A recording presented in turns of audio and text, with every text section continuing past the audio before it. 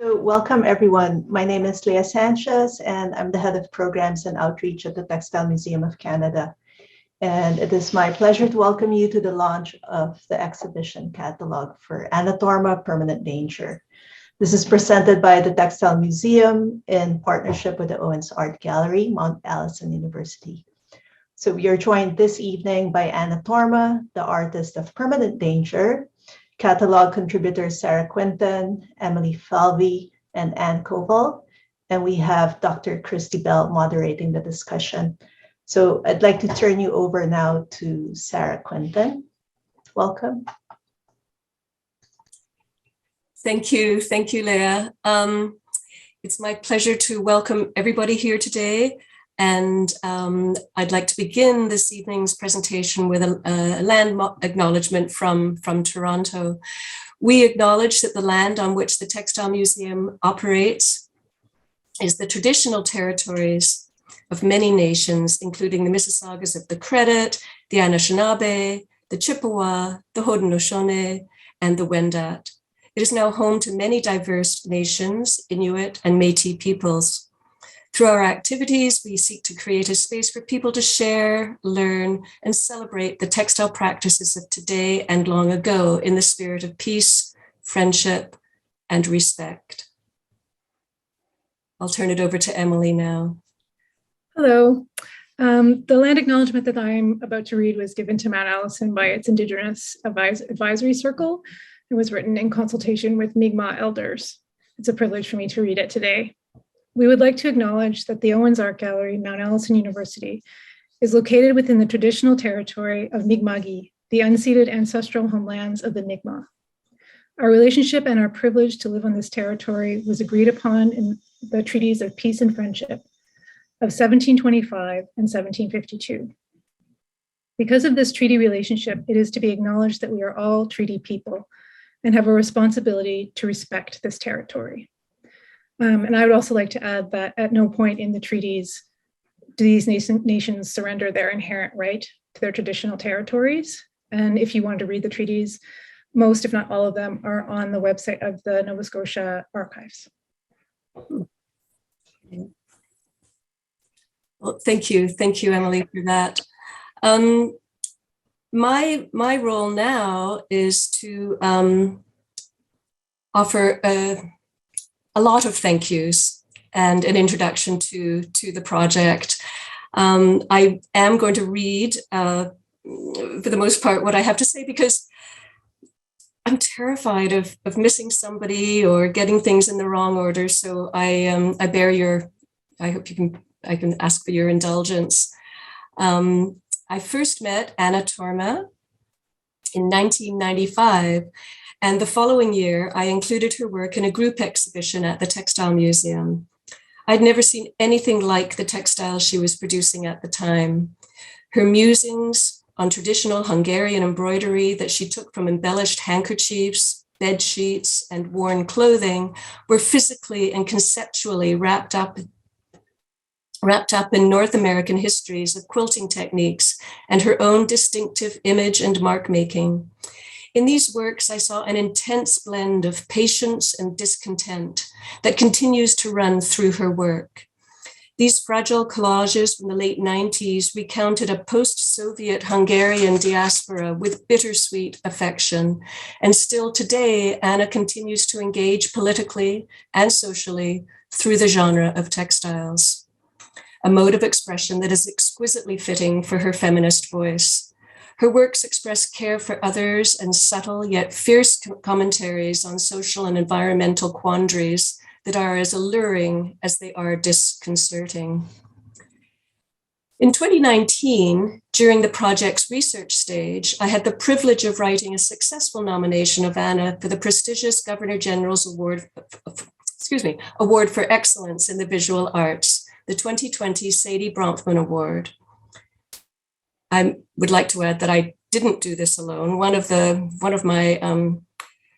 my secret weapons in the putting together of this nomination was to invite the voices of many other people. Some of you I know are in the audience today, and I thank you for those contributions.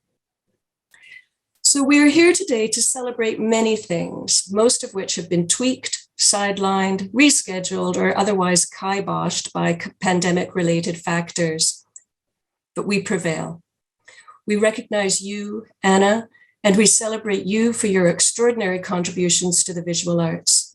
Thank you for enriching my life and the lives of many, many others. The Sheila Hugh Mackay Foundation, headed by Catherine McCarroll, has generously supported this exhibition and catalogue, helping to secure Anna Torma's stature in New Brunswick's visual arts communities and ensuring her well-deserved legacy. Carol Tannenbaum, a longtime friend of the Textile Museum of Canada, made a significant financial contribution to the catalogue that deepens the Textile Museum's commitment to bringing visibility to artists working in the context of today's challenging social, economic, and cultural environments. We're extremely fortunate to have received funding for Permanent Danger from the Arts Across Canada program of the Canada Council for the Arts. Without this unprecedented support from all parties, the scale and the impact of the project would not have been possible. Permanent Danger also relied upon the generosity of a group of lenders to the exhibition. We thank Patrick Cady and the Musée d'Art Singulaire Contemporain, Michel Leroux and Galerie La Roche-Joncas in Montreal for allowing such significant pieces from their collections to be on tour for a prolonged period due to delays related to the pandemic. Carpet of Many Hands, acquired by the Owens Art Gallery in 2020, was included in the exhibition at the Owens and deepens local connections to the artist's home base in nearby Baie-Verte, New Brunswick. Hats off to catalogue designer Lauren Wickware, who has sensitively and elegantly given new form to Anna's stitched forms with an approach that accentuates their minute gestures and magnificent physicality. The exhibition design, which was initiated by Zila Liepens and Leah Sanchez at the Textile Museum, was adapted and refreshed at each venue. Photographer Darren Rigo captured the work's strong material presence, color, and scale, and Jack Stanley lent his thoughtful and highly collaborative approach to editing the publication from cover to cover. Editext managed the English to French translation with equal thoroughness, ultimately extending access to readers throughout Canada and beyond. Permanent Danger is an exhibition, a tour, and a catalogue. It's a complex series of partnerships and programs. We at the Textile Museum of Canada, the Art Gallery of Guelph, and the Owens Art Gallery are grateful for Anna's collaboration and trust. Over to you, Kirsty. Thank you, Sarah, and welcome to everyone. We're so happy to see you here today, and we appreciate that you are joining us to help launch this beautiful catalog. I'll show it again because it's so beautiful, for Anna's exhibition, Permanent Danger, and to celebrate Anna's work. If you haven't looked at the catalog yet, I would urge you to do so. It's richly illustrated, beautifully designed, bilingual edition with 3 essays about Anna's exhibition. I'm Kirsty Bell, and I have the delightful task of moderating this discussion this evening. I'm a great appreciator of Anna's work and have written a few essays about her, and I'm happy to be able to guide the conversation among Anne Koval, Emily Falvey, and Sarah Quinton, and Anna Torma herself, of course. Before I introduce our panelists a little bit more formally, I'd just like to provide a few words about the format. So we will start with the panel discussion, and then following the panel discussion, there will be some time for you to pose some questions or put some comments in the chat or the Q&A. If you're not familiar with Zoom, you'll find those little buttons at the very bottom of your screen underneath our images. The chat button is probably the most easy to find. It's just the second one to the right beside the participants button. And towards the end of our session, I will address as many questions and comments as we have time for. And if anyone has questions about Zoom, which we may be able to answer at that point, if you're unfamiliar, you can put those in the chat as well. So I'm very pleased to introduce our superb panel tonight. Firstly, of course, Anna Torma. Anna, as you've already heard from Sarah, is the winner of the prestigious 2020 Governor General's Award in Visual and Media Arts, the Sadie Bronfman Award. She is a member of the Royal Canadian Academy of Arts, a recipient of the New Brunswick Lieutenant Governor's Award for High Achievement in Visual Arts, and the Strathbutler Award from the Sheila Hugh Mackay Foundation. For over 40 years, Anna has exhibited her work in Canada and internationally, and is represented in public and private collections around the world. Born in Hungary, she graduated with a degree in textile art and design from the Hungarian University of Applied Arts in Budapest, and she immigrated to Canada in 1988 and now lives in Bévert, New Brunswick. The other three panelists have contributed generously and generous essays to the catalog.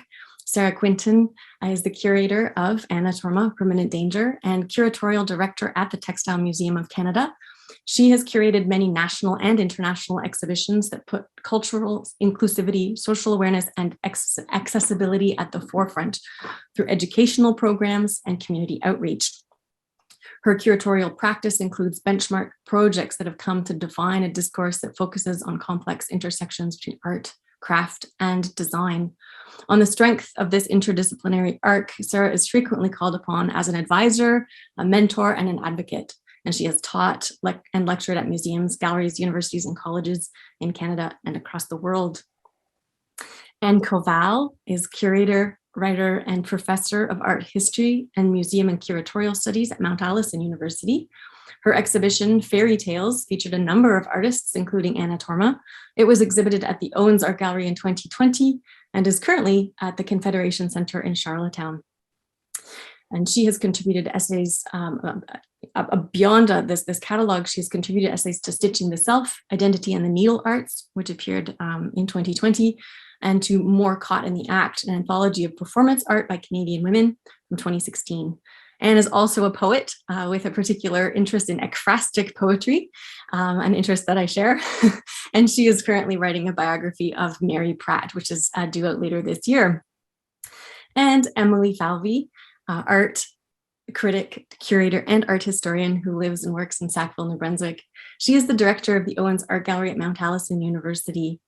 In 2009, the Canada Council for the Arts awarded her the Joan Yvonne Lowndes Award for Excellence in Critical and Curatorial Writing, and she has received curatorial writing awards from the Ontario Association of Art Galleries in 2006 and 2012. As in addition to being a director of the Owens Gallery, she's pursuing a thesis at the Department of Art History at the Université du Québec à Montréal, and her research has received national funding. So three writers, critics, curators, one artist, and there are a lot of interesting things to discuss this evening. The aim of our conversation, or at least one of the aims of our conversation, is to celebrate Anna's work and to discuss how the catalog essays are creative extensions of that work. So maybe first to situate the project for anyone in the audience who may not have seen the exhibition, I'd like to start, Anna, with a question for you. Could you tell us, to contextualize a little bit about the project, as well as about its very compelling title, Permanent Danger? Sure. First of all, I see myself as a very privileged person who is carrying knowledge from the past. This knowledge came from my upbringing in a different place than Canada. Childhood was rich in my native Hungary, rich with untamed natural places, simple food, and close knotted relationship with people I knew that time. The entertainment was so different than this time now. I carry those forms of entertainments, the technique of hand embroidery, let's say that, and storytelling goes back to that formative years. University studies in Budapest went really fast to catch up and discover all the new masters. My favorite area of studies was the medieval tapestries. Travel was restricted. Our knowledge came from books. And from that time, it dated back a big appreciation of illustrated art books, albums, and artists biographies and essays, because that was probably the only form of learning in that time. And of course, I get great professors also.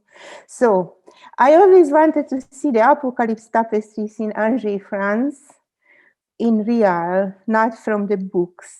It is situated in a museum chateau made at the 14th century. Probably that was the biggest achievement art-wise of the 14th century, because it's 6 meter high and 140 meter long tapestries, woven carpets, which are the best ever statement about an era. It's a biblical stories and revelation books based on those stories, but it's my absolute favorite things. And when the opportunity came, and Sarah Quinton and the Textile Museum gave me the opportunity to make a solo show 4 years ago, the opportunity is called, and I thought, right now or never, I will go to Angers and I see that tapestry.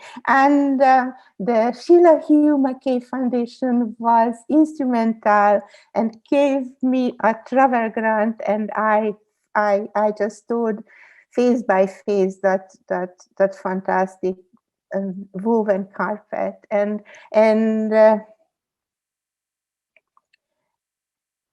that was the start. So I spent a little bit more time with this start, because it was so important to me to synchronize the medieval bestiary and serpents with the recent ones, and with my children's drawings, and every contemporary feeling. And then I gathered all my strength, and the design period is begun. And I finished several new wall hangings for this show, and complemented with the existing pieces which we borrowed for this occasion.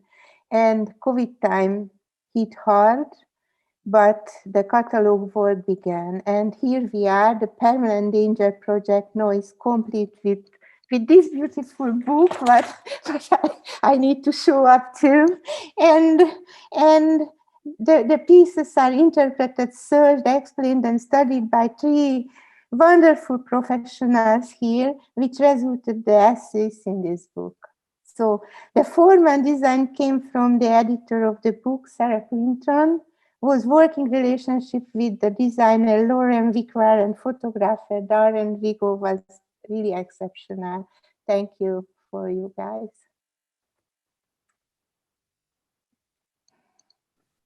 Thank you, Anna. So as we heard Anna's description of how the project came about, and then the projects were, the works of art themselves were sort of extended into this catalog. And so I'd like to ask the 3 of you, Sarah, Anne, and Emily, as you approached these works by Anna from your own vantage points and calling upon your own areas of expertise, how did you form and adapt your essays? Again, not just as criticism, but as creative extensions. Sarah, could you start us off? Happy to. I wanted to be sure that Anna's voice, quite literally, actually, was folded into the pages of the book. And you work on a project for a nice long time. It's a very generous, wonderful opportunity that we had. And so, of course, we were doing a lot of emailing back and forth. And if you know Anna at all, you know that Anna is full of very rich images and art making and storytelling that way, but she's also an excellent emailer and has lots to say, even if she doesn't know it's going to be manipulated and used in a different way later. And so maybe she did know. And so we then turned our email correspondence into a more formal exchange. And I think it was for about 2 months. It was supposed to be weekly, but I don't think it was quite that frequent. I posed questions for Anna, really not knowing where the conversation might take us or where we might take that conversation. And then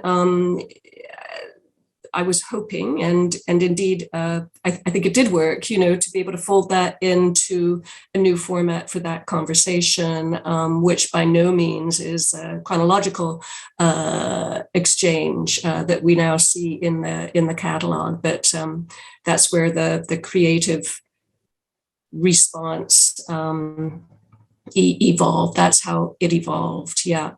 So we worked out some wrinkles for the language in the exhibition itself. We folded those passages into the correspondence, and I think we ended up with about 50% my voice and 50% Anna's voice. And anybody who has curated, particularly a solo exhibition, knows that it is an active conversation between curator and artist, and I wanted this piece to reflect that collaboration and the trust that goes along with that, particularly as we were working at a distance, right? Which was further enforced by lockdowns. Yeah, so we capitalized on that. Yeah. Thank you. And yes, the blending of the essay and interview format really does, whether it was your intention or not, give insight into the process and the relationship that is built as the project develops. And your approach was much different. Could you speak a little bit to the reasons for your approach, the kinds of critical creative devices you used to construct your piece? Yeah.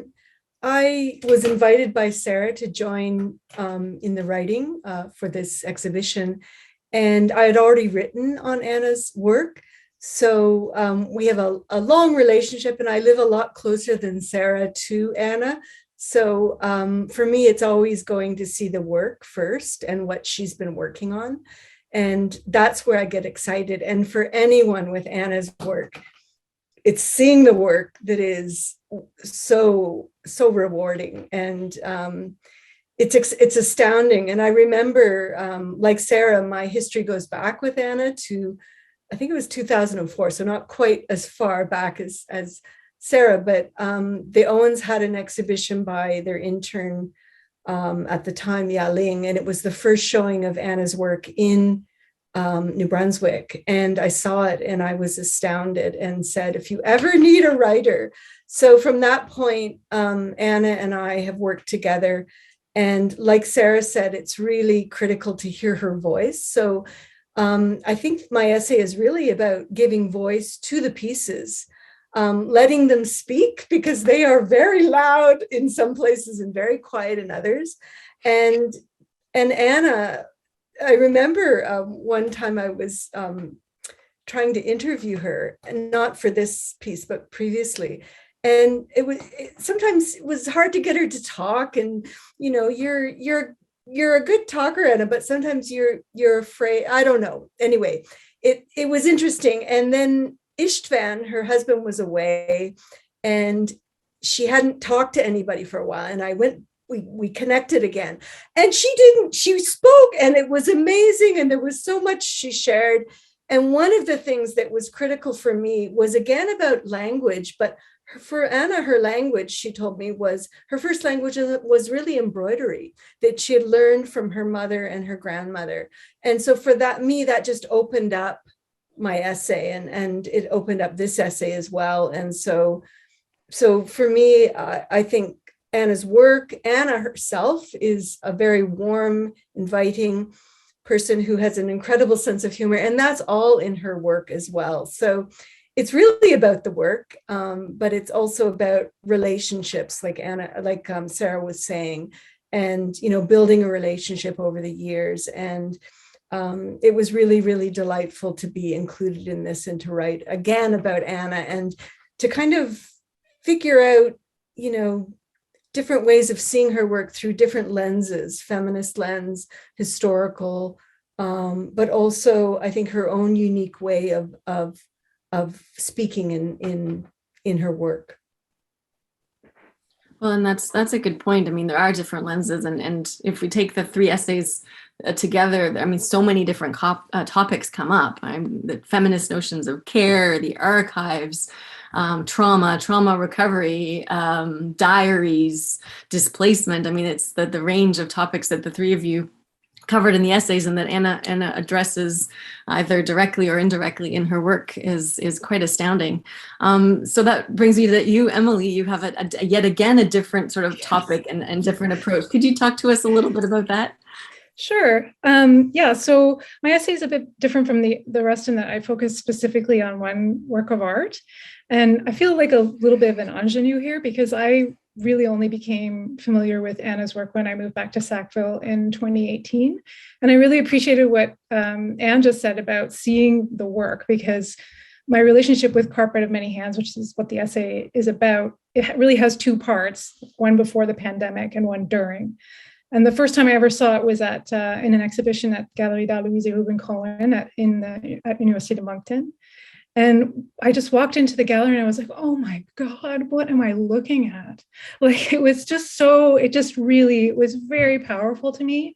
And I took a photograph like in that moment and just sent it to Jane Tisdale, who is, we're both ex officio on the acquisitions committee at the Owens. And that's how that acquisitions process began. And then shortly thereafter, Sarah was in touch about the Governor General's Award, and it just started to snowball. And both Anna and Sarah were extremely generous and kind, because I was like, if the show comes to the Owens, that work has to be in it. So I kind of horned it in, and then I horned it into the catalog. But and I'm really glad that I did, because it gave me an opportunity to like realize something about myself and my research that like I just didn't understand. And it's really surprising to me, because I've been writing a thesis for almost 11 years on the grotesque. And it wasn't until I wrote this essay about Carpet of Many Hands that I realized that I've actually been studying the aesthetics of trauma. And the only way I could realize that was because of the pandemic forcing me to like face my own trauma. And the thing that was really beautiful to me was to also realize that the aesthetics of trauma and the aesthetics of trauma recovery are the same. And I feel like Anna's work just speaks to that like dialectic. And I just see it through everything. And I hope that she doesn't feel like I'm trying to put this upon her, but I took the occasion to write through that realization, and it was very good, and I really appreciated it. And then Sarah published it. It's wonderful. But I just decided that I wouldn't really prepare for this, which is always a risk, because I kind of get nervous in these kind of panel discussion type scenarios. The good thing about Zoom is that I don't see anybody except these lovely friends. So I feel slightly more comfortable, but I do have lots to say about your work, Anna. I've thought about it a lot. But I think I'd rather just like kind of go with the flow, if that's okay. That's great. And those are lovely answers. Anna, as you listen to the answers, from your point of view and in your experience, how the relationship between people who write about your work and your work itself, what kind of relationship is that? It's fascinating relationships. First, when I went yesterday, I sit myself down for a quiet corner in my new house. No internet, nothing, just sitting and a good light and a good chair. And I went through the catalog quietly, nicely, as Lauren Wickwald told me it will be a picture book.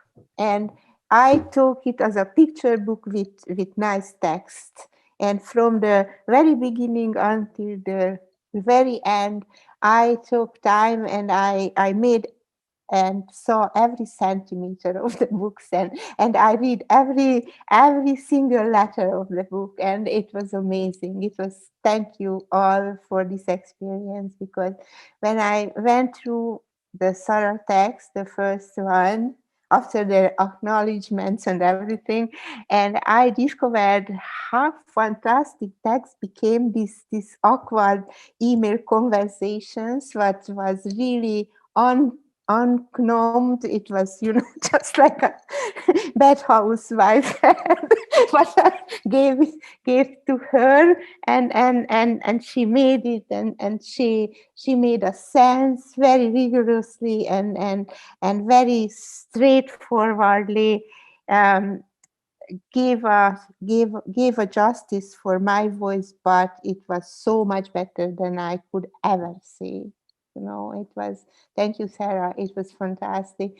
And after Anne Koval came, and it was so much different, so much. So she somehow feel very deeply my works and my whole soul. I always feel we are somehow we are soulmates. And when I went to Emily's, I thought, Jesus Christ, the grotesque. I never thought for the grottos and grottas. I went to that grotto in Italy, and the the whole things etymologically came from that, and I begin to see the whole work of mine in different glasses, because she gave me different glass with her essay. So thank you, Emily, too. So it's just two beautiful three angles what I got, and inspired me greatly. And I really just want to sit down again and continue and make better or different, a little bit different works, and just snowballing the whole things. and it was amazing. Thank you. I have to say thank that you all the time, because it's a big achievement, I believe. And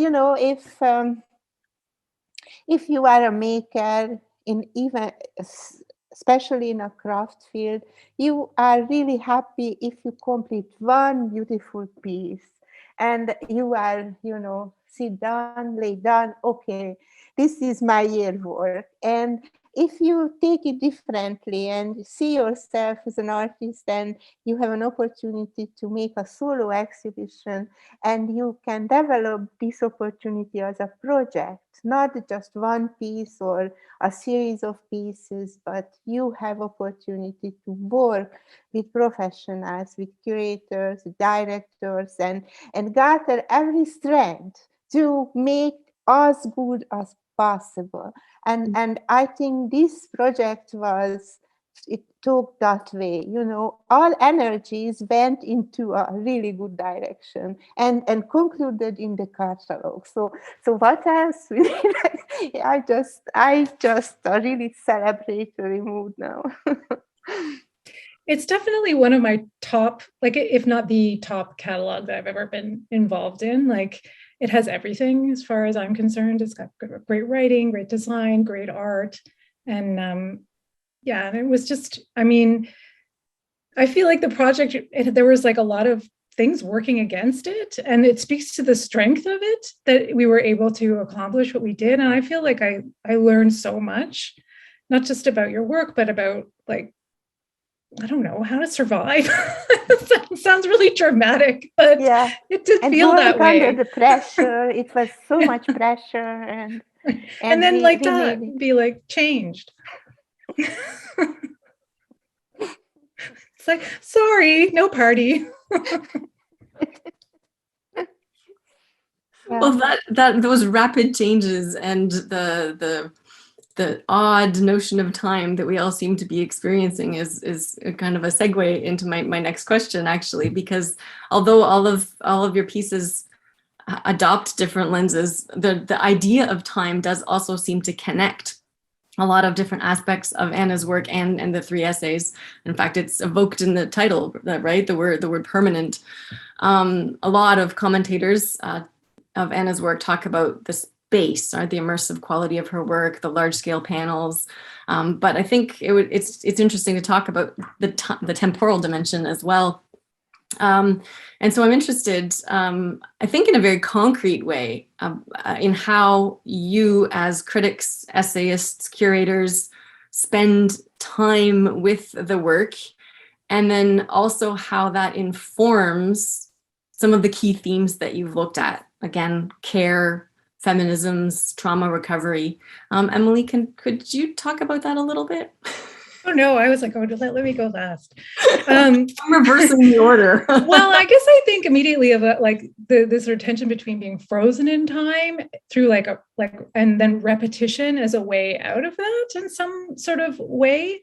And so like with needlework, the two things that I think of, and this, I hope this isn't going to sound weird, is acupuncture and embroidery. Because acupuncture is what I do to deal with my trauma, and I basically get pinned. And another way of like, I think of recovering is this like the handmade and the repetition of embroidery. I think that is a very powerful, I mean, I was part of a stitching circle at one point, and like that is another way to like work through your demons, I think. And also this sort of tension between being alone and being part of a community. And I think that that's also what I really love about Anna's work, because it's clearly a singular vision, but it also is like speaks to a community of knowledge and practices and home life that's passed on, right? Like I feel like it's shared.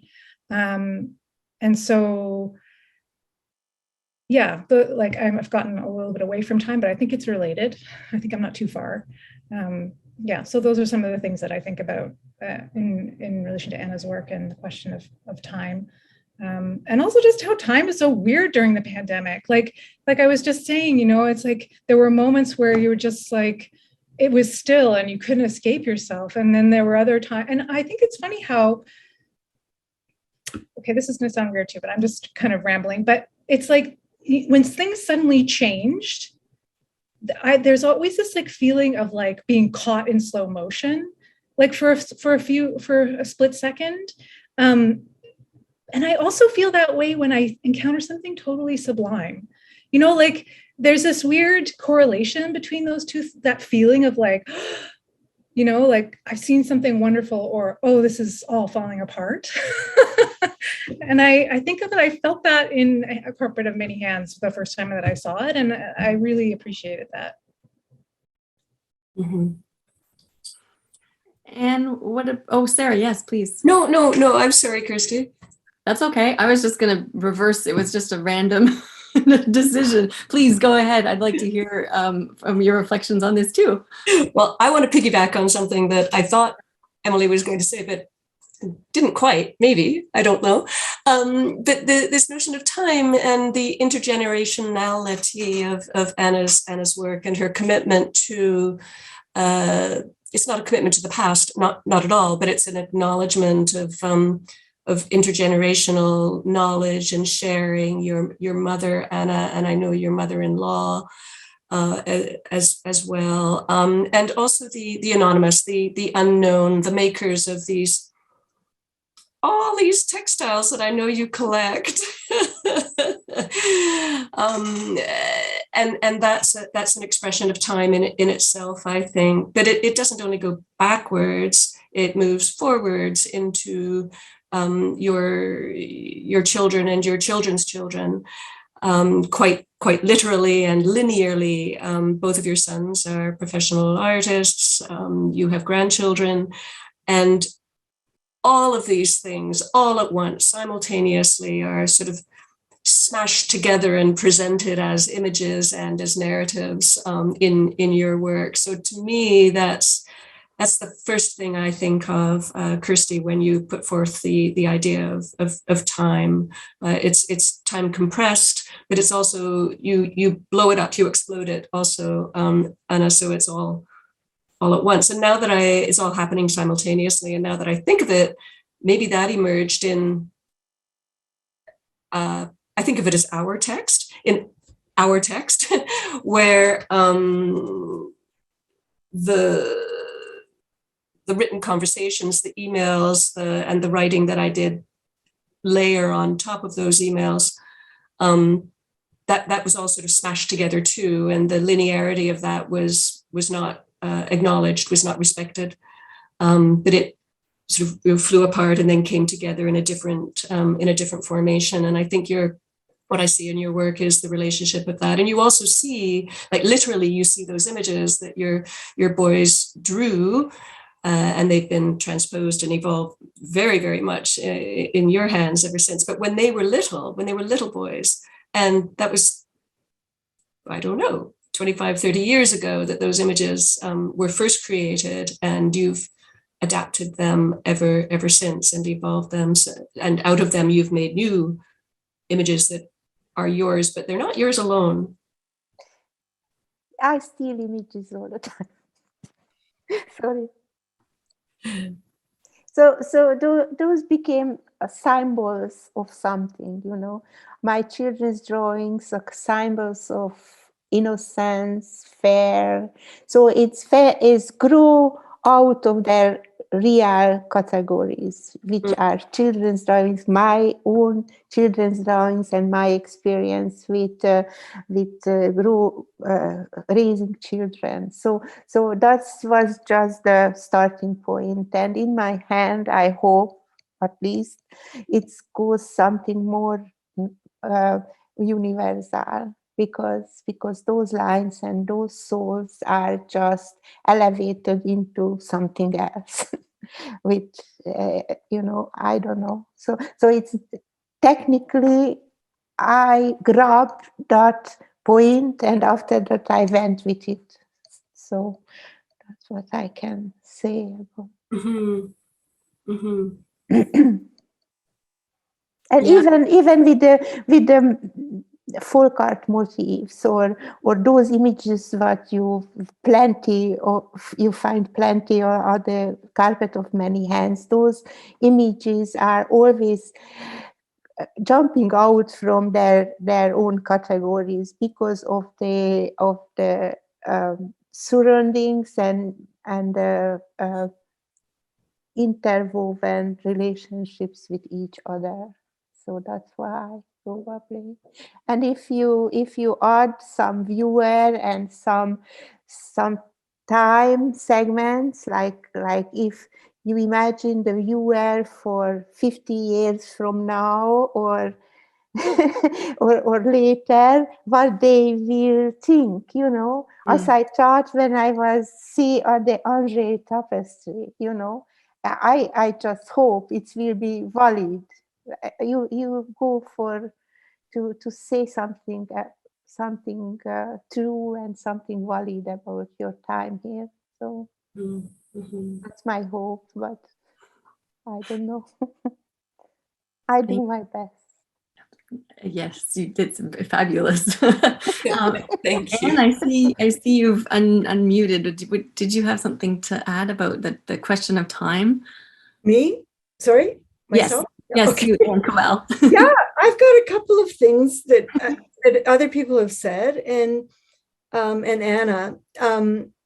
Like when I first encountered Anna's work, her storytelling is so vivid, and there's so many, like, it's not a linear narrative. Like your children's drawings are, they're now adults doing their own artwork, and you include that too, but there's these little kid drawings, and so time isn't sequential, it isn't linear, it isn't one narrative or one voice, there's many voices. And I think that's what's so exciting about looking at her work, is you're kind of immersed and you're going to all these different narratives and times, and also textiles and mediums. Like there's so many layers to Anna's work. And also about time, I think of Anna's own time and how much amount of time these pieces take. For one hoop, it could be weeks or a week, so that is a very, very interesting aspect of embroidery and sewing and thinking and building her works, the amount of time that literally goes into these, that is, you don't see that time, but it takes a lot of time. And then my final point was just what Emily was saying about COVID and slow motion. And my experience and my thinking is that when things slow down like that, you actually take time. And for me, it was when I personally was in deep mourning, everything seemed like it was in slow motion. And so I'm wondering with COVID, maybe, we are in mourning when we have these moments of deep reflection. I mean, it's not a bad place to be. And I think Anna's work, addresses that. There's a depth, there's places where we stop and we look, and that intimacy that she shares with us is quite resounding for that idea of time. We lose ourselves in time when we look at Anna's work. Yeah. Well, those are some of the points that emerged in the essays, and then that Anne you put so beautifully that actually prompted me to want to ask the question. This and Emily's essay that also addresses sort of the question of paradox. And so maybe I'll give the last word to Anna before we move to the chat. Oh, sorry, Emily. I'm not going to let you off the hook, Kirsty. You came up with this time question, and you've also written about Anna's work. So if you have a minute, because you wrote a beautiful essay in the publication that was the Andrew and Laura McCain Art Gallery did, and the name of the title of the book is escaping me. Thinking Spaces, yes. Thinking Spaces, yeah. And spoke to some of these things. So. Well, I can tell you what prompted me to ask the question a little bit. Do that.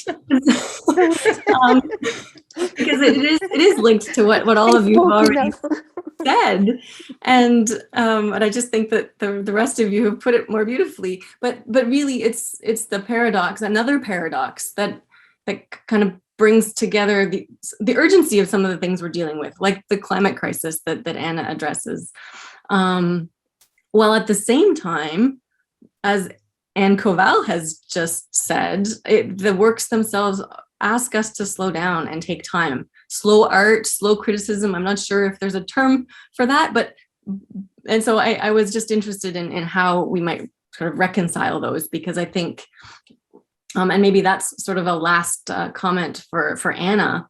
How are you able to, or do you see yourself as trying to create a balance between some of these dichotomies?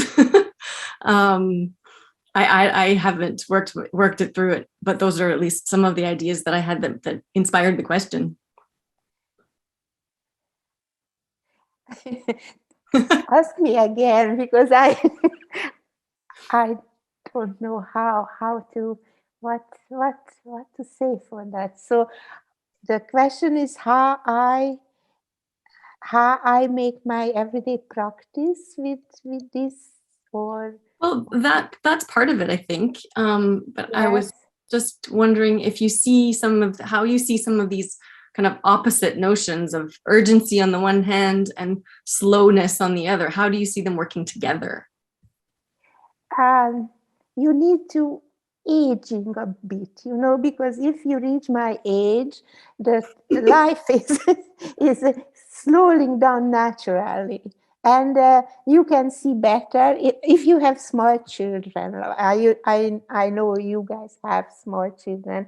The time gets different meaning. If you have grown-up children and you are lucky to have a good working place and you feel consolidate yourself, then you can make great projects. Even if the unwanted disturbance like this COVID-19 coming into it, you can deal with it a lot better, And if you are an artist, and that type of artist what I am, I really needed to establish myself as a hard worker, and amount of working hour every day is there for me, And And that's the focus. And beside, I need to manage my office life, my family life, but these are besides. I am an artist, and that's a huge privilege, And the artist can do whatever they want, but focusing on the piece or on the projects. Everything is secondary. That's my strategy to complete projects like the Permanent Danger. So, and and the interruptions coming, parties are, postponed forever maybe, but doesn't matter because the pieces are there, and that's the main joy in my life, to complete pieces which I am fond of or I like it. So it's a great feeling. Thank Yeah. you.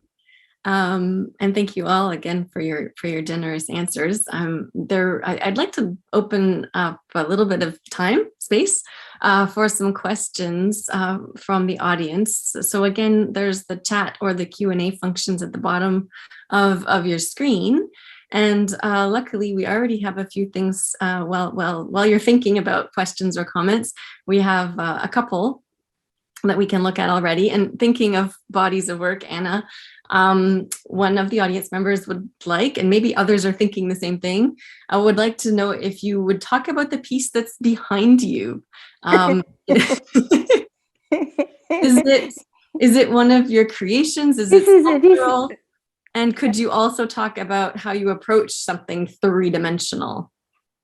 Yeah, it's a huge question because I never did real three-dimensional pieces, and the COVID time gave us really generously time-wise because we had no swimming, no travel, nothing but the home base, and we begin a family project with these wrappings and used the already available materials at the studio, yarns and rugs and those things, our own clothes. And my husband just joined the project, and it was great to see his hand, because his hand is strong, and he do like this, like if he would work with wood or metal or something, and I do this like this, just like an good embroidery stitches, and we laughed a lot because it was so different, and we watched each other and laugh at each other. So that will be shortly exhibited in Montreal, and we found a good place with workshops, and hopefully we join together, all four of us, my older son from California, my younger one from Halifax, and we will work on this project and others, and for a month's period, and it will be an exhibition in next spring, so a year from now. So that's something else for us to look forward to. That's great news. I'd again invite anyone in the audience who would like to ask a question to put it in the chat or the Q&A. Maybe again, while we're giving people a chance to think, I'm not sure of the answer, but maybe Sarah, or Anna, do you know, will this body of work be on tour anywhere else? The exhibition itself will not. No, that's the short answer. Anna could speak to whether or not some of the works in the exhibition will be on view somewhere else. I don't know. This is also, yes, it's a celebration this evening, and it's also a bit of a closing ceremony for the Permanent Danger project. Yeah. So this is not completely closed project. It's my project are never completely closed. Good point. Even if the actual pieces are closed, but I can add one or two or three more to the series. And of course, my mind is full with choosing ideas to what can I, or how can I make better exhibitions. But my dealer in Montreal is always very keen to exhibit my works, and in Toronto the other galleries. So the attention towards my work in commercial scene are getting noticed and is there, so which is a very good news for me. and I can make exhibitions in a gallery scene in the BS cities.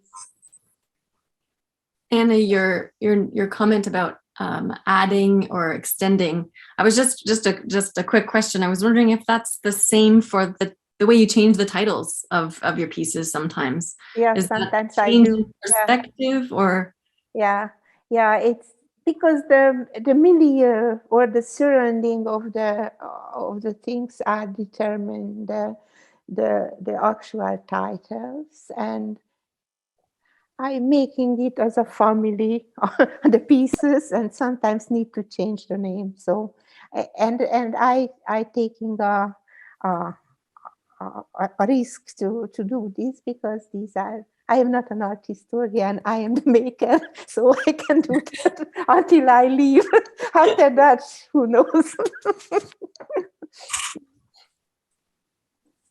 Oh, it's not the stone carved thing, even the works itself, the titles and years, because the years are just undulating through 10 years or so, because until the piece is in my hand, it can be changed. That's mine, and sometimes it's neat to do that. That's why we had to put Carpet of Many Hands in a vault.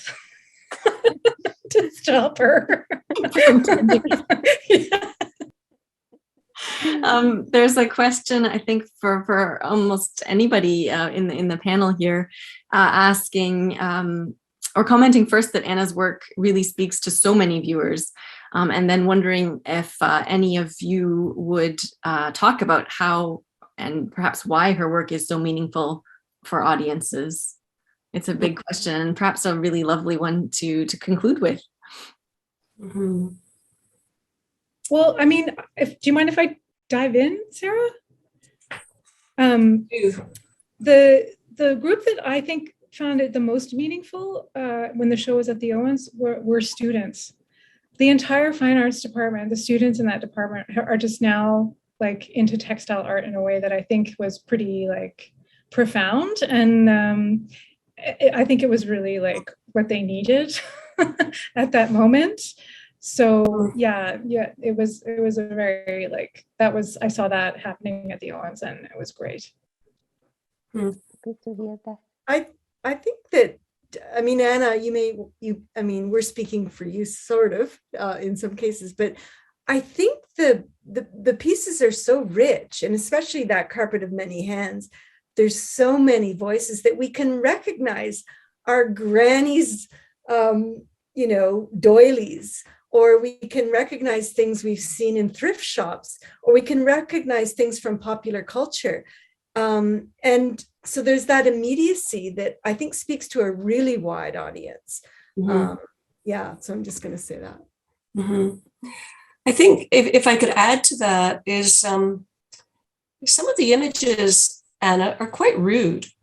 They're Yes. And by that I mean there's a line that is being crossed, right? In terms of what is polite. So there's the polite and there's the rude, and we think of, well, not to be too rigid with that line in the sand, but there are understandings of textiles as being polite and granny's doilies that are all about, yes, polite society and being raised in a certain way with certain expectations. But there's quite a bit of sexuality. There's some raunchy images. There's some cheeky images of, there's nudity. There's I can't even think of what else, unexpected. I think in part it's the unexpected. And so it just generates a bit of a treasure hunt, I suppose. I've seen people of all ages in the gallery just being completely absorbed in one piece for a minute, and then literally running over to the other side of the installation to make sure they didn't miss anything over there, and then coming back and sort of joining the dots for themselves, So there's a humanness. I think perhaps that's what it is. And boy, do they want to touch it. I learned it very early on. You must be interesting, because if you are right, and if you are nice, and if you are, everything is good, but if you are boring, it's never get your audience, because the audience need an interesting statement, And if you want to talk for many people, you need to address or point out in a large scale for address many age groups and many people who are your contemporaries. And if you can do that, you need to use the both end of the scale, not just the nice end. Yeah, because your age here is not about just the niceness, and they have serious fights. If you see today around, what's happening in the world, and what are the big questions for us. It's not a nice word in many cases, and you need to at least hints. It's not just about beautiful handkerchiefs and very fine laces, but really bloody things under it, covered with laces sometimes. And our heart really goes out for those who are under the beautiful textiles and kerchiefs and nice things.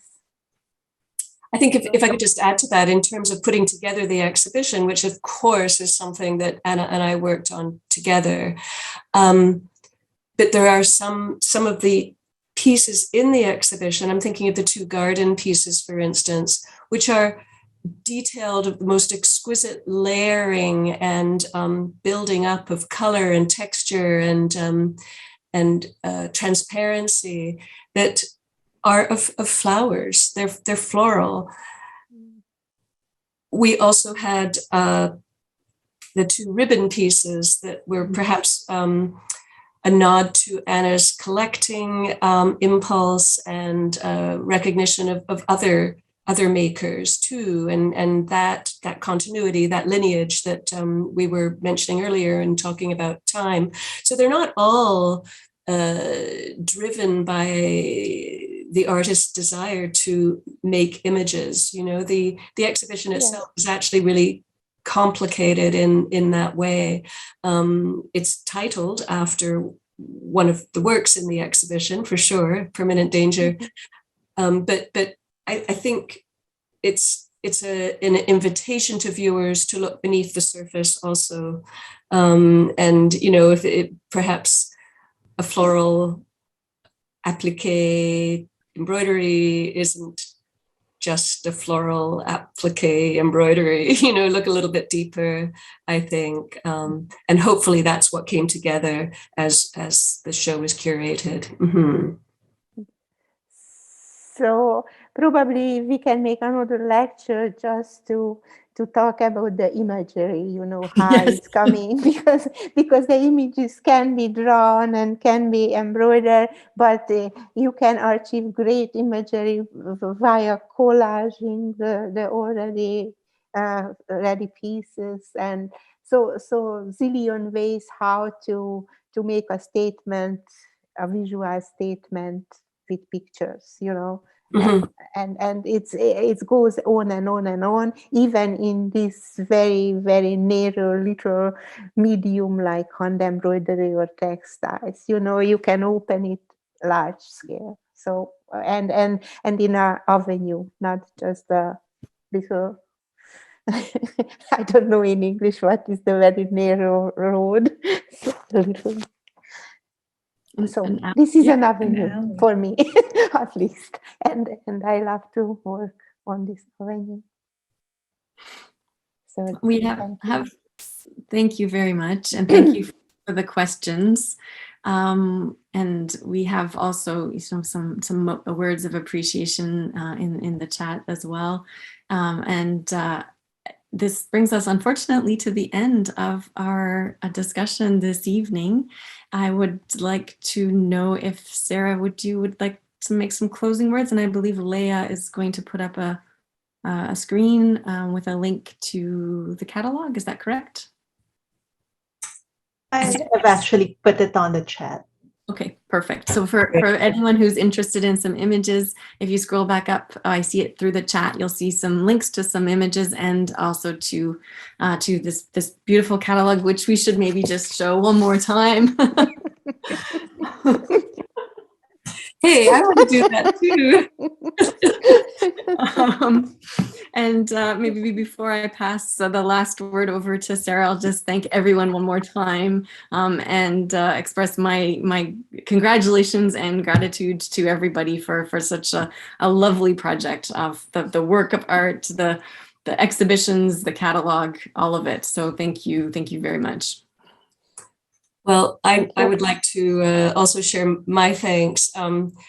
Kirsty, we invited you to moderate us because we recognized that we needed to be moderated, and I'm glad we recognized our need. Thank you for adding so much to our conversation tonight, and also to the larger conversation around the work of Anna Torma. I know that you've played an enormous role, as have you, Anne, and Emily. And I'm not going to choke. Anna, your work working with you has truly been a highlight of my career. It's been the longest project I think I've ever worked on. It's been the only pandemic project I've ever worked on, and I hope it remains that way. Truly, I would like to thank all of you panelists. I'd also like to thank the people who joined us this evening, and everybody else who brings Anna's work to life by having the privilege of being in the same room as sharing it with Anna. I also suggest to you, and please share this, to go onto Anna's website, where I know it's not the same, but there's a lot of really delicious, scrumptious content there that will help you, join the dots and see the sequence of Anna's progression. So with that, everybody involved in the project, all of our supporters, all of our contributors, thank you, and a real privilege, a privilege to all. So thank you. Good night.